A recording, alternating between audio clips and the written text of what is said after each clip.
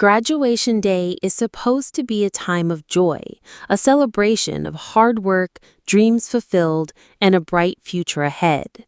For 18-year-old Shawn Jackson, an aspiring rapper and beloved son, June 6, 2023 should have been one of the happiest days of his life. He had just walked across the stage, diploma in hand, with his family proudly cheering him on. Among them was his 36-year-old stepfather, Lorenzo Smith, a military veteran who deeply loved his family and was excited to celebrate Shawn's accomplishment. But in a matter of moments, that joyous day turned into a nightmare. As families and graduates spilled out of the Altria Theater in Richmond, Virginia, laughter and applause filled the air. Shawn was looking forward to heading to his graduation party, surrounded by the people who had supported him along the way. But tragedy struck before he even had the chance to fully savor his moment of achievement. Suddenly, the sharp sound of gunfire shattered the celebration. Panic erupted as people screamed and ran for cover. In the chaos, Shawn and his stepfather, Lorenzo, were both struck by bullets, collapsing to the ground. 5 others, ranging in age from 14 to 58, were also injured, and a 9-year-old girl was hit by a car while fleeing the terrifying scene. Witnesses later described the moment as pure chaos. "I walked past this guy, and the next thing I know, shots rained out. Somebody threw me under a tree to shield me, and people were just piling on top of each other," one terrified attendee recalled. Police arrived within 45 seconds, but by then, it was too late for Shawn and Lorenzo. What should have been a safe space for celebration had been turned into a scene of horror and heartbreak. Shawn Jackson was more than just a graduate. He was a talented young rapper known for his drive and determination. Despite his passion for music, Shawn remained focused on his education, a balance that filled his family with pride. He had dreams of making a name for himself in the music industry while also building a better life for his loved ones. Lorenzo Smith, Shawn's stepfather, was a dedicated military veteran. He wasn't just the father figure to Shawn. He was a loving husband, a protective dad to his children, and a respected member of his community. That day, he wasn't just there as a supporter. He was there as Shawn's biggest fan, ready to celebrate his stepson's milestone moment.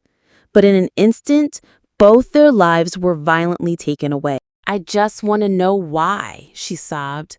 "I fed you, you slept in my house, I gave you rides. There are no words enough to amount to taking my husband and my son from me. Like, why?"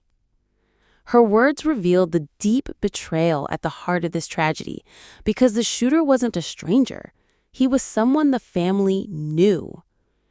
Investigators later confirmed that the gunman was Amari Pollard, a 19-year-old childhood friend of Shawn's. The 2 young men had grown up together, but their friendship had soured over a personal dispute. Instead of resolving it peacefully, Amari chose violence. Authorities say he waited for Shawn's graduation day, knowing he would be there surrounded by loved ones, and ambushed him outside the theater. It was a calculated and deeply personal attack.